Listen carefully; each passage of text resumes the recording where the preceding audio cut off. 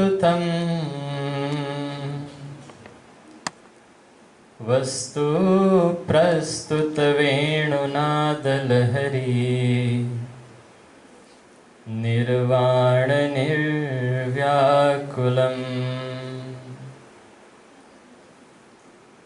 स्रस्त स्रस्त निबद्धनी विविलसद् गोपी सहस्रावृतम्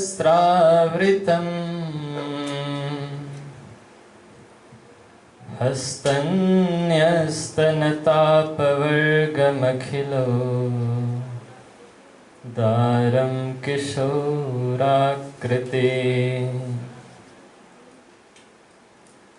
श्रीमद्भागवतं पुराणतिलकं यद्वैष्णवानां धनं यस्मिन् पारमहंस्यमेव ममलं ज्ञानं परं गीयते यत्र ज्ञानविरागभक्तिसहितं नैष्कर्म्यमाविष्कृतं तत्शृण्वन् प्रपठन् विचारणपरो भक्त्या विमोच्यन्नरः। नमोऽस्तु ते व्यासविशालबुद्धेः फुल्लारविन्दायतपत्रनेत्र येन त्वया भारततैलपूर्णः प्रज्वालितो ज्ञानमयः प्रदीपः यः स्वानुभावमखिलं श्रुतिसारमेकम् अध्यात्मदीपमतितितिर्षतां तमोन्धम् संसारिणां करुणयाः पुराणगुह्यम् तं व्याससूनुमुपयामि गुरुं मुनीनाम्। हा नाथ रमण प्रेष्ठ क्वासि क्वासि महाभुज दास्यास्ते कृपणायामे सखे दर्शय सन्निधिं दास्यास्ते कृपणायामे सखे दर्शय सन्निधिं वंदो सतगुरु चरण को करुधनि प्रेम प्रणाम। अशुभ हरण मंगल करण धनि श्रीदेव चंद्र जिना अशुभ हरण मंगल करण धनि श्रीदेव चंद्र जिना। बोले श्री वृंदावन बिहारी लाल की जय। परमादरणीय सुंदर साथ जी भक्तजन महानुभाव, आइए अपनी मन और वाणी को प्रभुमय बनाने के लिए कुछ क्षण परमात्मा का नाम संकीर्तन करते हैं।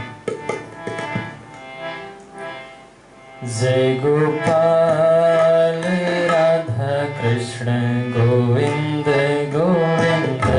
जय गोपाल राधा कृष्ण गोविंद गोपाल। जय गोपाल राधा कृष्ण गोविंद गोविंद। जय गोविंद राधे कृष्ण गोविंद गोविंद। जय गोपाल राधा कृष्ण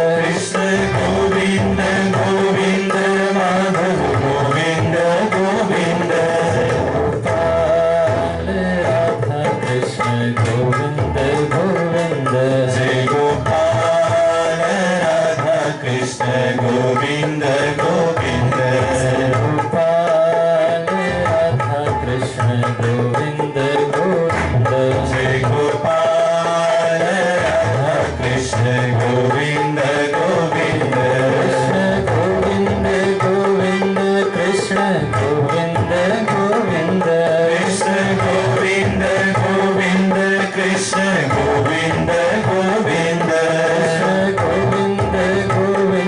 कृष्ण गोविंद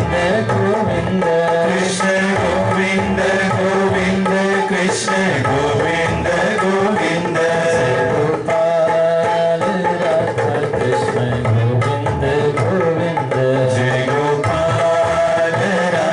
कृष्ण गोविंद गोविंद गोपाल राधा कृष्ण गोविंद गोविंद जय गोपाल राधा कृष्ण गोविंद गोविंद गोपाल राधा कृष्ण गोविंद गोविंद जय गोपाल राधा कृष्ण गोविंद गोविंद कृष्ण गोविंद गोविंद कृष्ण गोविंद गोविंद कृष्ण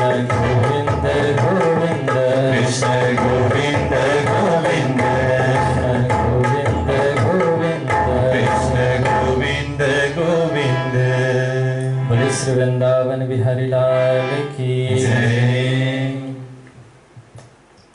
परम मंगलमय परात्पर परम आनंद स्वरूप श्री श्यामा श्याम के साक्षात शब्दमयी प्रतिमा स्वरूप श्रीमद् भागवत महापुराण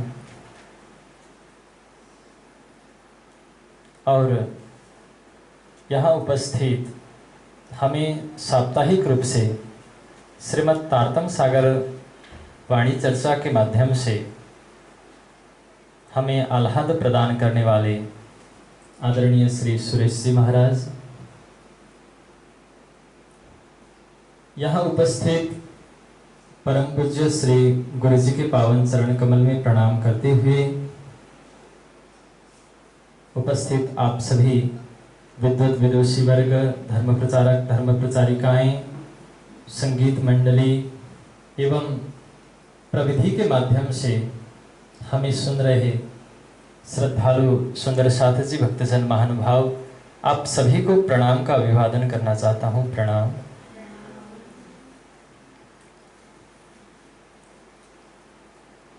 श्रीमद् भागवत महापुराण को सुनने से पहले हमने कल कुछ चर्चा किया कि श्रीमद् भागवत महापुराण को सुनने से पहले ऋषियों ने उसका महात्म्य करके एक प्रकरण रखा हुआ है, एक विषय रखा हुआ है, जिसमें हमें यह जानकारी मिलती है कि भागवत हमें क्यों सुनना चाहिए, उससे हमें क्या मिलेगा।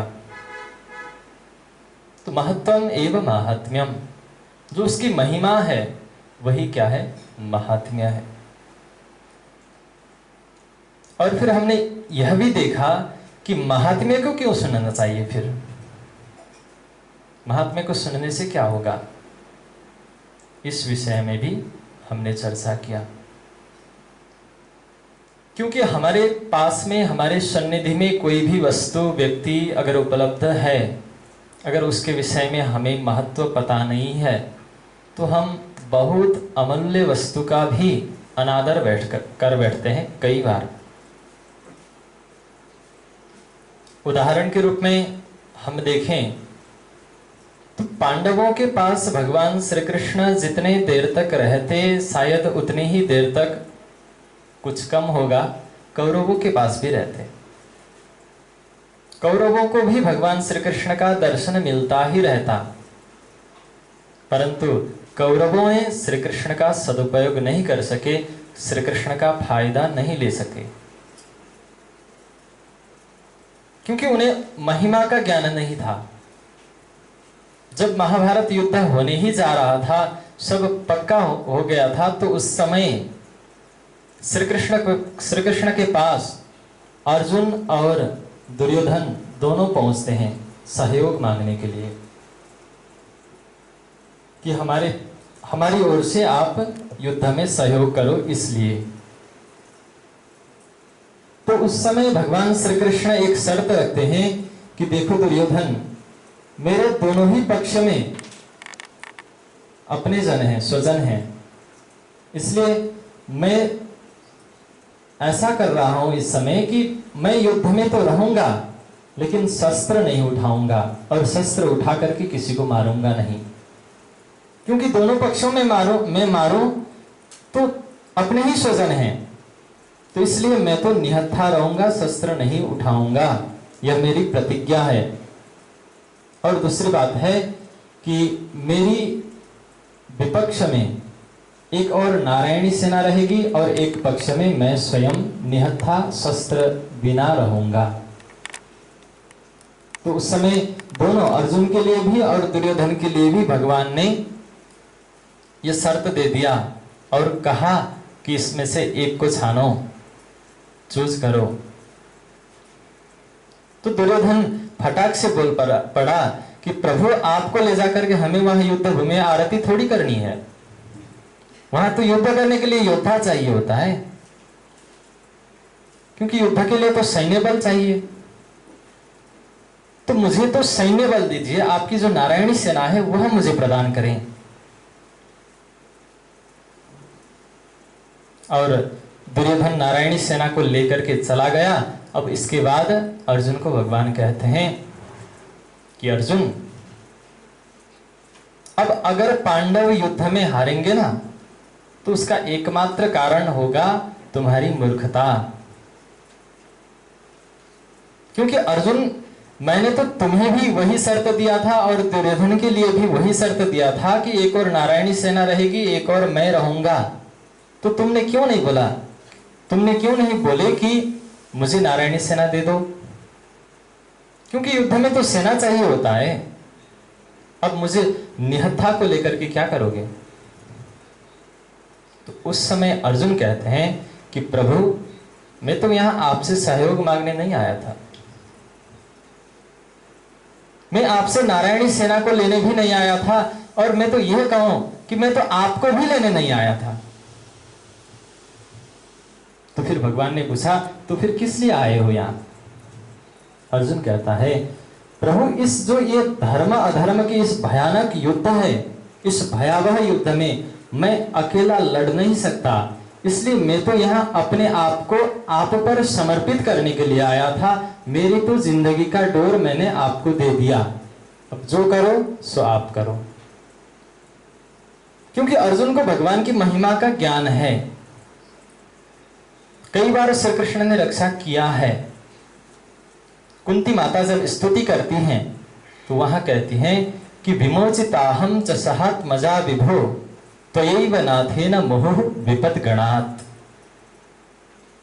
कुंती माता कहती हैं कि हे भगवान, आपने हमें बार बार विपद गणात् विमोचिता, बोले विपत्तियों का समूहों से बचाया है आपने, कोई एक विपत्ति से नहीं बचाया है। पांडवों के पास भगवान श्री कृष्ण की महिमा का ज्ञान था, इसलिए पांडव श्री कृष्ण का सदुपयोग कर सके और विजयी भी हुए। इसी प्रकार हम कई बार बहुमूल्य वस्तु व्यक्ति हमारे पास होते समय उसका हम महत्व नहीं समझ सकते, नहीं समझते हैं और बहुमूल्य चीज को हाथ से खो बैठते हैं।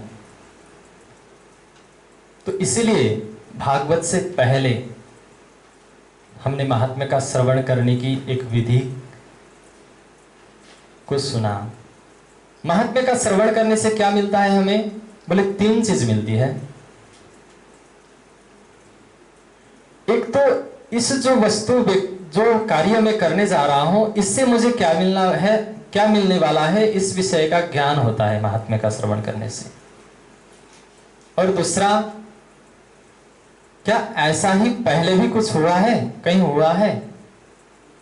क्योंकि लिखा तो होगा कि ऐसा ऐसा होगा करके, लेकिन इससे पहले किसी ने ऐसा फायदा उठाया है, इस विषय का ज्ञान भी महात्म्य को सुनने से होगा।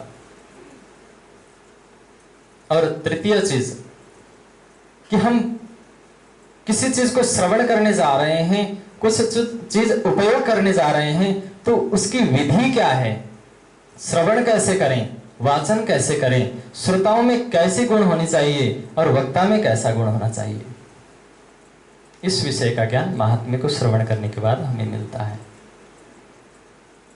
तो हमने महात्म्य का श्रवण क्यों किया जाता है इस विषय में भी कल चर्चा किया, और महात्म्य को क्यों सुना जाता है इस विषय में भी चर्चा किया। फिर महात्म्य के प्रसंगानुसार जब नारद जी इस सारा विश्व का परिभ्रमण कर रहे थे, भक्ति ज्ञान वैराग्य की दुर्दशा देख करके फिर उनको मुक्त करने के लिए अनेक तीर्थों में भ्रमण किया, और जब कहीं भी कोई उपाय सुझा नहीं तो फिर बद्रिकाश्रम में जाकर के तप करने को उद्यत हुए थे।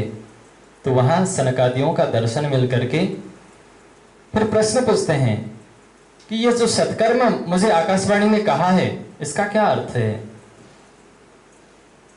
सनकादियों ने बताया कि सत्कर्म सूचको नूनम ज्ञान यज्ञ स्मृतो बधैहि। जो श्रीमद् भागवत महापुराण रूपी ज्ञान यज्ञ है, सत्कर्म उसी को कहा जाता है। इस प्रकार जब सनकादियों ने उत्तर दिया तो नारद जी को संदेह हुआ कि अरे श्रीमद् भागवत महापुराण जो आप बोल रहे हो ना, ये तो सबसे पहले मैंने ही ब्रह्मा जी से लिया था, और ब्रह्मा जी से लेकर के फिर वेदव्यास जी को दिया है, और वेदव्यास जी ने ही इसको विस्तारित किया है। तो मैं तो जानता हूं, मैं परिचित हूं श्रीमद् भागवत से। इसमें भी तो प्रत्येक श्लोक में तत्कथासु तो वेदार्थ, उसमें भी तो वेद का अर्थ ही है। तो सनकादियों ने कहा, नारद जी, अगर किसी ने आम खाया हो ना, आम का रस पिया हो, तो वह व्यक्ति अगर सोचे कि जब आम ही इतना मीठा है तो जो आम का जनक है, आम को जन्म देने वाला जो वृक्ष है वो कितना मीठा होगा करके अगर डाली को चबाने लगे तो क्या वहां से वह माधुर्यता मिलेगी। इसी प्रकार भागवत भी फल सदृश है।